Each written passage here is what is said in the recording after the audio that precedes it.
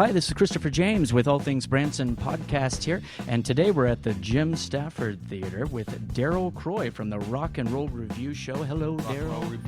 Revival. Yes. Oh boy, I even wrote that down wrong. Well, thanks for coming on the podcast today. Thank you for having me, Christopher. I appreciate it. Yeah, it's really nice to meet you. How long have you been in Branson? I actually came to Branson in 1987. 1987, because I think I've seen you perform here in town before. You probably have. I've been in a lot of shows. You've been doing a little tour of Branson, is that yes, it? I have done the tour of Branson.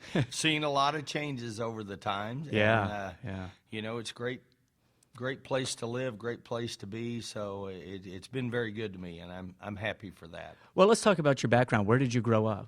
I grew up actually in southeast Missouri near Cape Girardeau. I went to school at the University of Missouri, and I had played music, was involved in sports heavily. Really? What kind of sports did you play? Basketball was primary, baseball secondary. We have a running gag. I am terrible at sports. So are you? Yeah, basketball. Okay. I don't know how many innings are in a game or how much a touchdown is. I don't know anything. I like that. Well, I may use that one. You can use that. So is that how you went to college? Did you play sports in college? I was a walk-on because I actually had a scholastic scholarship to Mizzou, and we had appeared in the state tournament there, so the coaches had seen me, but I think they knew I had a scholarship. Plus, it was a little over my head. If I had gone down in level in basketball, I probably could have succeeded. I played a little bit of walk-on and realized it was well over my head. Right. Yeah. Do you still play? Not a lot. I shoot around every once in a while. Yeah. There's a goal very near where I live, so I'll go down and shoot occasionally. But I was forced to go to a basketball camp. It was a disaster. Was it a disaster? It was. I got in trouble for hitting people in the head with the basketball. Well, and you know, nowadays basketball for me is a disaster. About everything. Yeah, I played in the Entertainment League softball for a few years, but now I'm pretty much just down to golf. Yeah? Yeah. See, so, even golfing, hitting a ball to go try and find it again, I'll ride around in the cart. It's like Easter time, hit the ball and hunt for it. Yeah, my daughter and I used to go to the Point Royale golf course and throw marshmallows out in the rough and watch people think it's their golf balls. Yeah, so that was fun. Like that because I live at Point Royale. Oh, do you? I do. I lived down there for a while too, so that's funny. Yeah. So you went to college. What did you study? I actually initially was in pre-veterinary medicine. Oh, we love our vets here in Branson. You mean the animals? Yes. Oh, yeah, okay. Yeah. Veterinary medicine is, I think, what I did. Yeah. But I pretty quickly switched, and then I ended up majoring in music, but not in school. Mm-hmm. Mm-hmm. I started working professionally because I'd played since I was a kid. Yeah. And there were people wanting me to play, offering me work at the time. I'm going back, but the other students for part-time work were getting a $1.25 pumping gas. Right. And I could go play a gig and make significantly more. I had that same thing happen. It was very weird because I could go work a comedy club for an hour and make what they were making easily in a week. Yeah. Guys working 30 hours, and I could do a couple of nights. And I felt kind of guilty about it for a very short while, but then it was fine. Yeah. So what was your first real gig? How old were you when you actually got paid and you thought, hey, this could work out? Well, actually, I was 18 in college. The fall year I met some guys from Kansas City who had transferred from UMKC, and they had a working band. Right. And they worked some in Kansas City, but they worked in Columbia also. Mm-hmm. So I started playing with them and was getting paid. And I didn't necessarily set out to do music or entertainment. Yeah. But one thing just sort of developed to the next. And after a while, that's what I had done professionally. Mm-hmm. And there you go. I really couldn't do anything else. Yeah, right. So I've often said if I have to retire out of music that I would maybe be a Walmart greeter, except Walmart cut all their greeters. Yes. So I'm in trouble. That's all I can say. I can't go to Walmart. I never have clean pajamas, so I just can't. Not to degrade anyone that likes Walmart out there. And no. If you do like Walmart, degrade means to put down. So we don't want to upset upset any of them. But I think about that too. I think, where can they? Because I do magic at the Showboat, magic and comedy. And I don't know if you've been to the show, but I think, man, what if something happened? What could I do? Stand and do magic on the corner, I guess. We'll conjure for food. I mean, Well, you can do podcasts. well, yeah, we could do this. Yeah, I guess absolutely. so. Yeah. I got this. This is the backup plan. Yeah. Oh boy, better. Well, everybody needs a backup plan. Yeah. So you finished college, and what actually brought you to Branson then? Well, I had been I'd been doing a lot of road work, and I spent 4 years actually working in the Cleveland rock and roll market, which in the early '80s was a very lucrative, good That's market. where I grew up. It was the Cleveland area. That's neat. No way. Yeah. Are you a West Sider or East Sider? Well, I actually grew up near Akron, but we were in Okay, yeah. we were in Just- Cleveland yeah. all the time. Well, so. and I worked, and you may, I don't know, you're probably too young, but there were a chain. Some of the places we worked were the Agora ballrooms. Yeah, I don't know what that is. They were a kind of a famous ballroom that developed. They weren't all set in a ballroom setting, Right. but that was the name of the chain. And there was one actually in Akron. There was one in Cleveland. There was one out in, I think, Paynesville. Oh, yeah. You know where Paynesville Yeah, is? I know where all that is. Yeah, and you know, I played Akron, Canton. Yeah, I worked at the Football Hall of Fame there.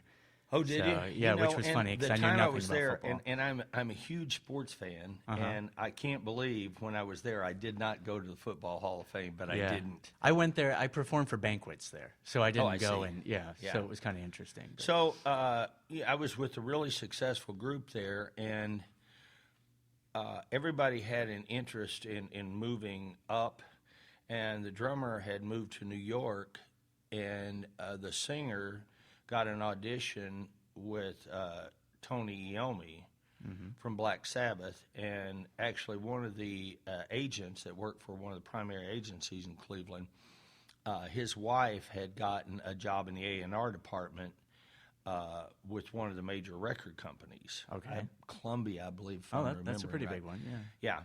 Yeah, and so he said, "Well, let's go to L.A." So I was out there, and I was doing some studio stuff, pursuing. He actually didn't get that job, but he did a short tour with Ted Nugent, and then he got a job with a guitarist named Yngwie Malmsteen singing for him.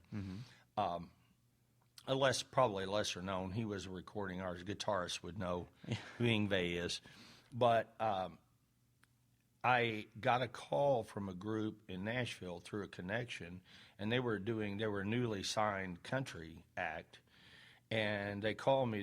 Their keyboard player had left in the middle of recording the album. Oh. Yeah, that's And not I very good. went to Nashville and finished the album. I went back, and they said, "Well, you want to be part of the group?" And at that time, I'm like, "Well, I'm going to go back out there and back to California and see what's happening." And actually, they called me and then said, "Well, actually, our first release charted. It's on the charts, Billboard charts with a bullet. Pick Billboard up." So I did, and we actually ended up charting 3 records, but we could only push into the 50, 60 range. We couldn't get over the hump into Right. the 40, and without that, Yeah, then you're not on the radio in the top 40s and all that. no, yeah. you're not that prevalent. I mean, you do have you had a cup of coffee on the charts, basically, is what happened. We did one Canadian tour because one of the records went to number 2 in Canada on the country charts at the time.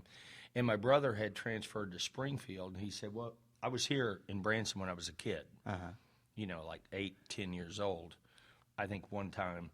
And he said, you should come out here. Obviously, he knew what I did, in the entertainment.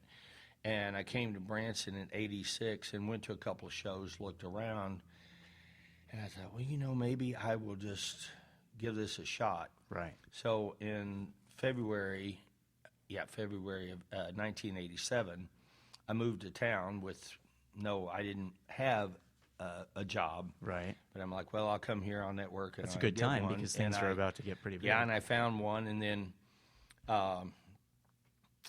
shortly, not too long after that, I met Jim Thomas, who owned the Roy Clark Theater, and also he had bought the Mickey Gilley Theater. So I went to work for him, and then I actually worked at the Roy Clark Theater, some for him, and then he sold it to Roy Clark for, I worked over there for 5 years. Doing your own show, or? No, actually, we were the front show for all the acts. Okay. They ran headliners every day. They would run them about 3 days, 2 shows a day, and then they would switch headliners. But they were all the main acts, and were just doing like 60 minutes an hour. So we did a front show. Oh, that's good. And I did it with some great people here in Branson. Doug Gabriel was in the show, and some of the other musicians. Doug's another one. He tours all over Branson as well. Yeah, so, we've talked to him. Yeah, and so I've been in many shows, since. But like I say, it's been great. And in 2009, put this rock and roll show in, and felt like, the demographics and the time for, that sort of entertainment might be pretty good for Branson. Yeah. We may have been a little bit early. But it's changed a lot over the last few years. But it has changed a lot, You got to keep moving forward in the decades. Took the show out to Arizona for 1 year in 2013, and we were doing quite a bit of road work, South Florida, and then around the Midwest, really anywhere they wanted to book the show. But in coming back, we opened here at the Jim Stafford Theater. We had been here in 2011 with that show. That's when I saw you, yeah.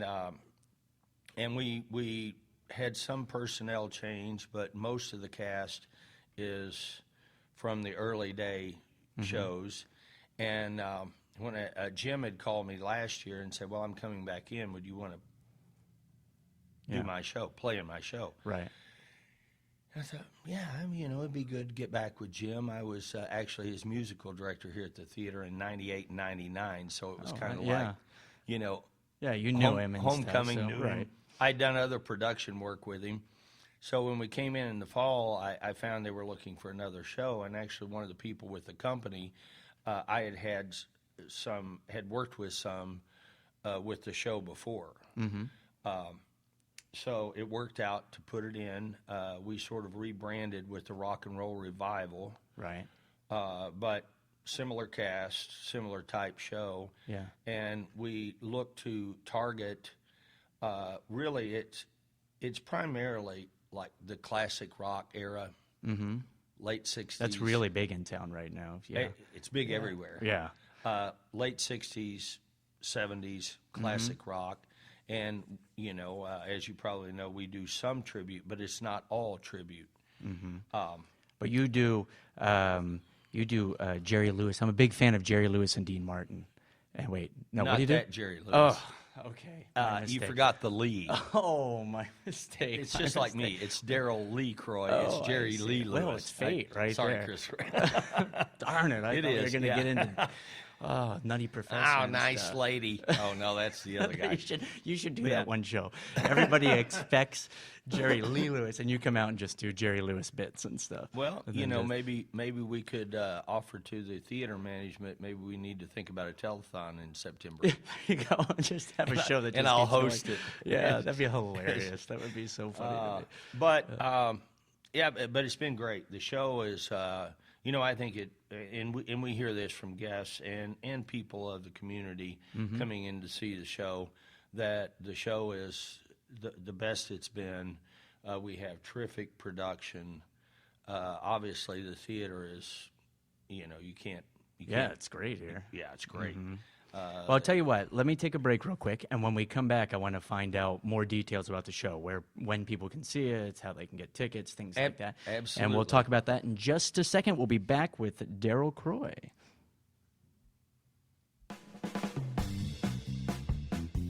Today's podcast is brought to you by Abracadabra, magic and jokes for all ages. Stop by the shop located inside the Branson Mill Craft Village over at 3300 North Gretna Road. Abracadabra has the best magic supplies, joke supplies, Branson souvenirs, all for you. Check out Abracadabra and check out the other great vendors at Branson Mill Craft Village. Some great craftsmen over there. Be sure to stop by and see some amazing artists as well. Daily demonstrations. That's the Mill Craft Village located at 3300 North Gretna Road. Thank you to Abracadabra for bringing us today's podcast.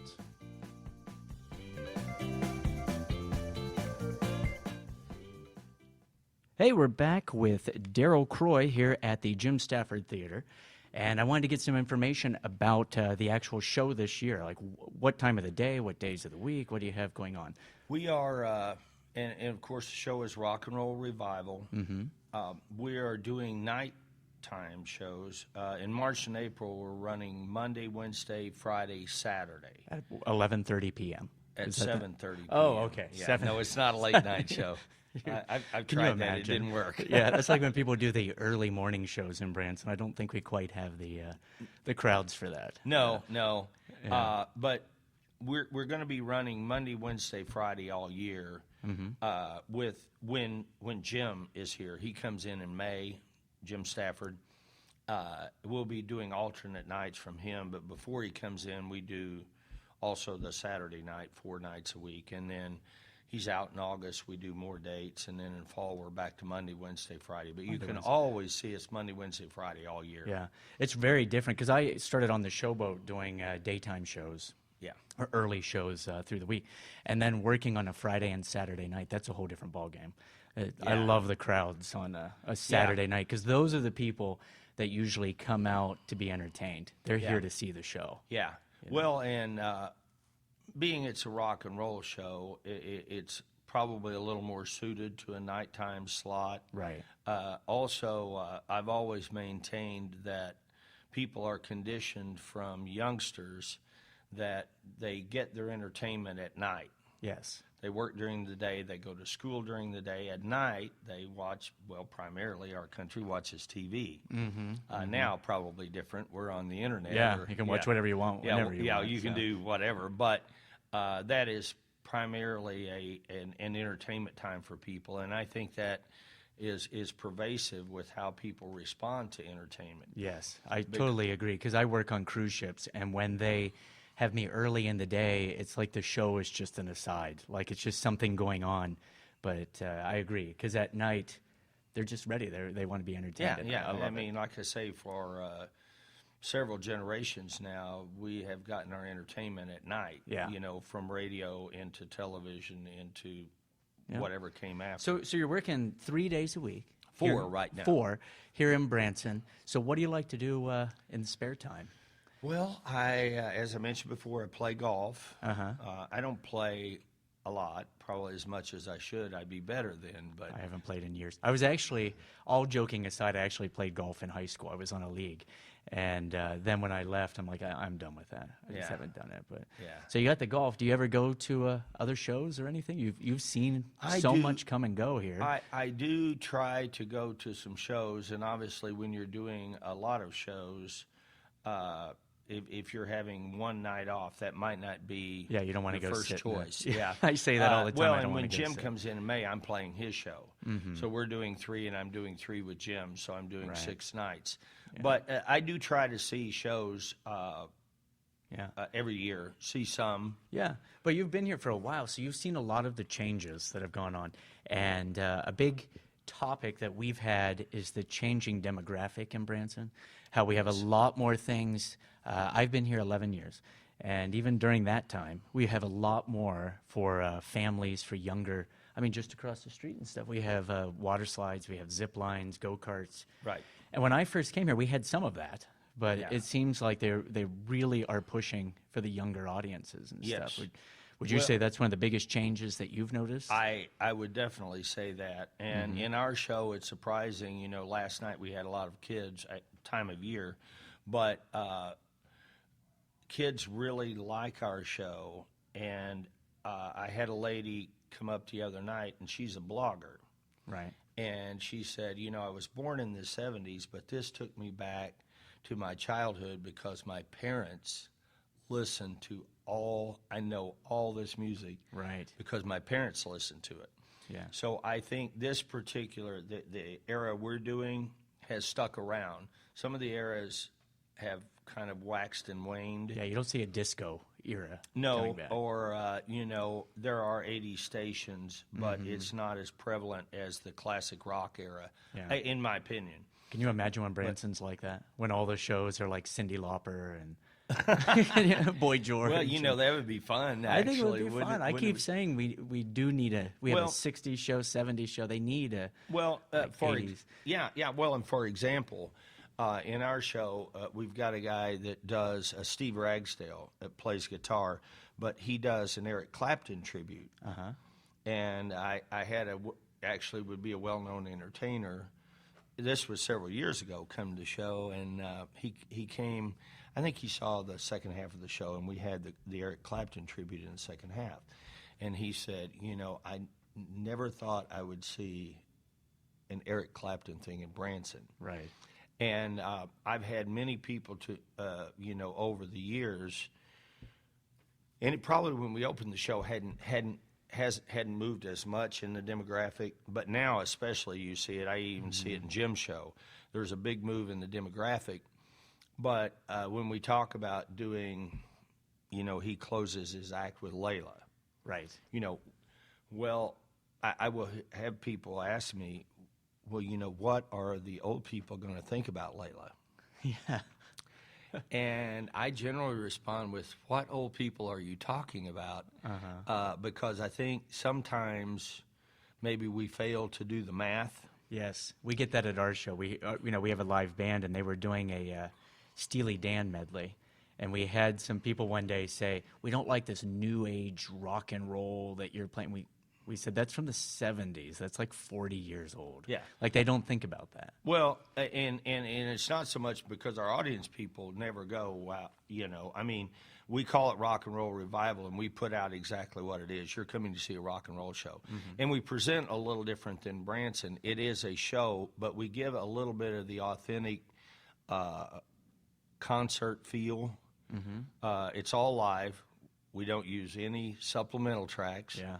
Which I think That's we may important be in one of the Branson. few Yeah. shows that don't. It's hard to find that I'm in not Branson now. going into that, but we may be one of the few that don't. So all the vocals, all the playing, and it's ensemble. We all front, but we all also play. But, when I hear on the, what will the old people think, which we don't get them having any issue in our show. Yeah. But, I often tell people, well, I think most people, and I think you would agree, listen to current popular music until they're 25 or 30. Then they might stick with what was, what they had there, and they might not move into the next era. Right. But they kind of stick with what they knew in high school. I think those are the years that. right. high Well, school and college. at 25, you're barely out of college. Right. So I mean, you're still pretty much. Well, now you're listening. showing off. You got out of college a lot quicker than I did. I didn't get out. You're So we're disqualifying that totally. But, if you were listening to, say, Cream or Eric Clapton or whoever it was in 1970, you're 25 years old. I think, well, of course, I look at 25 as reasonably young. Yeah. I think most do. But if you're listening to that classic rock era in 1970 at 25 years old, you're now 71. Right. So when people say, what, old people, yes, I would agree. If you're 88, you might not be, although we have some people come to the show that are 80 that love it. Right. So we're like an 8 to 80 show. But, even if you were just 25, which isn't even pushing older, you're now 71. So I think sometimes we forget I think so, the too. math on Yeah. the demographics. We talk about that a lot because somebody that's 55, let's say, they were growing up. They were in their 20s in the mid 80s. Yes, Right? yeah, And so, yeah, right. like you just, Yeah. I don't know why some people just have that mentality. Because I meet people that are 55, 60, and they want to hear the stuff from the 50s and 60s. And it just boggles my mind Yeah. sometimes. But, Well, and they didn't experience that era. Yeah. If you were 25 in 1957, when Jerry Lee was hot, yeah.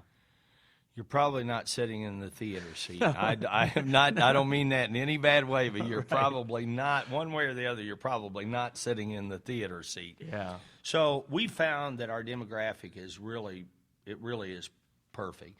And it's a fun, people always comment about the energy. It's a terrific cast. Did you ever meet Jerry Lee? Oh, yeah. Yeah? I've done That's pretty shows cool. with him.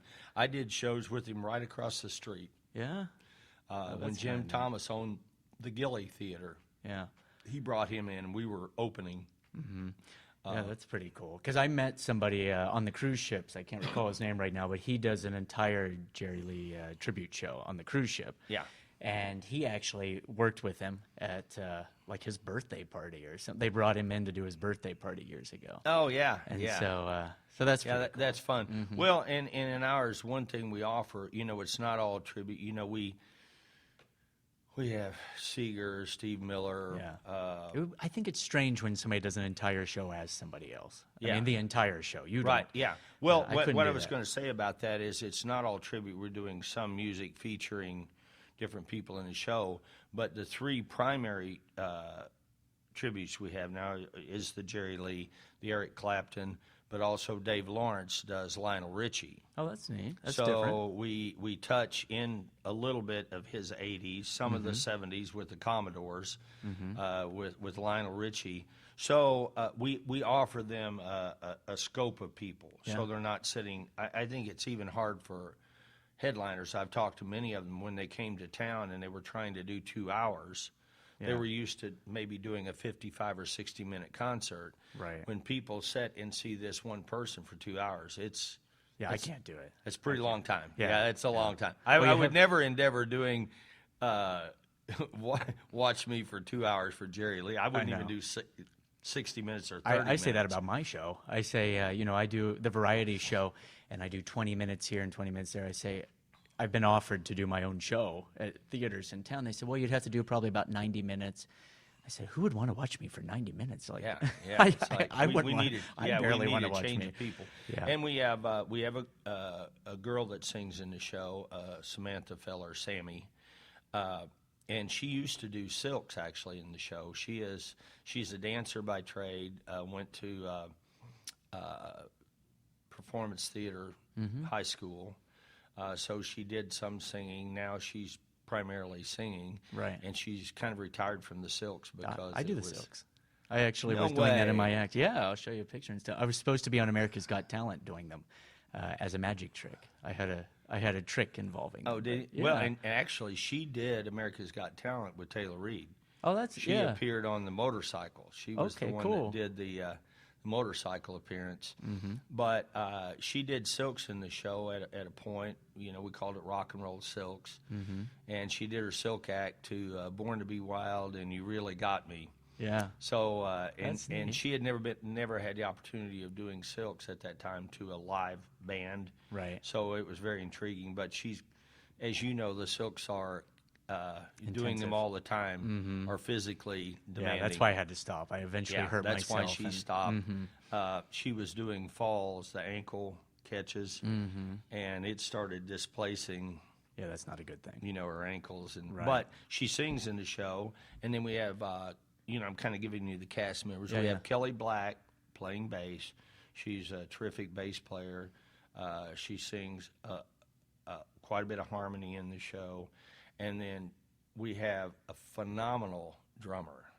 Yeah. And if you're ever looking at like our Facebook or and we'll probably have some stuff up on YouTube, but John Anderson is his name, and we do the rock and roll drum solo in the show. If you're going to go see a Yeah. rock and roll show from that era, the drummer is going to do a solo. Right, right. So and he just does a solo that people. I mean, he literally has gotten standing ovations.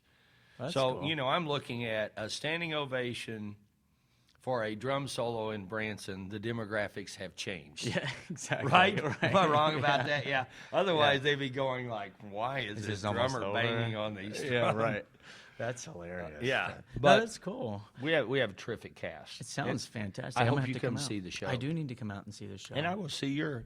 Yeah, you could come out to the Showboat sometime. I don't I know if you've will. ever been there or not. but- I have been to the Showboat. I don't think you were performing when I went. It's been a while since I went, but yeah, you have to come out and check it out. It's a good time. But I but I will. love the shows they have here. We've talked with Taylor on the show, and now Yeah. you, and man, they have a lot of great entertainers just here at this theater right now. It's the perfect venue too, like you said. yeah, it really is a great location, and they remodeled. Actually, this year they added to the lighting and put new sound in. so the production value is really good. Oh, that's great. We have good tech. Yeah, they know what they're people. doing. Yeah, they Yeah, know what they're doing. yeah. Yeah. Well, great. Well, we want everybody to go to the website. I think it's jimstaffordshows.com to get all the information, if I remember right. Jim Stafford. I think JimStaffordTickets.com. Tickets. I'll I believe. double check it. We'll put it double in the, check that. in the And we link also here. have a website and Facebook. They're both Rock and Roll Revival Show is our Facebook and our .com. Oh, cool. So we would love for people to go to the Facebook. Yeah, we put a little link at the bottom of these podcasts there so they can go and link up and to hopefully our get you a lot to of our people and Facebook and like it, and we'll keep you. We post some videos from the show so you can get an idea of what we're doing. That's cool. From Facebook, and just keep in touch with us from the Facebook. But come out and see the show at the Jim Stafford Theater.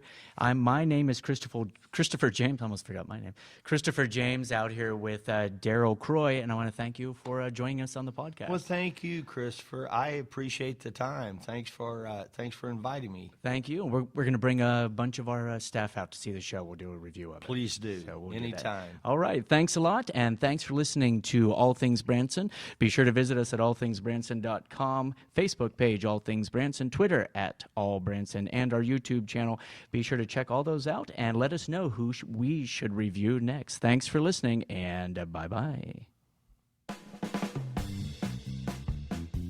Today's podcast is brought to you by Abracadabra, magic and jokes for all ages. Stop by the shop located inside the Branson Mill Craft Village over at 3300 North Gretna Road.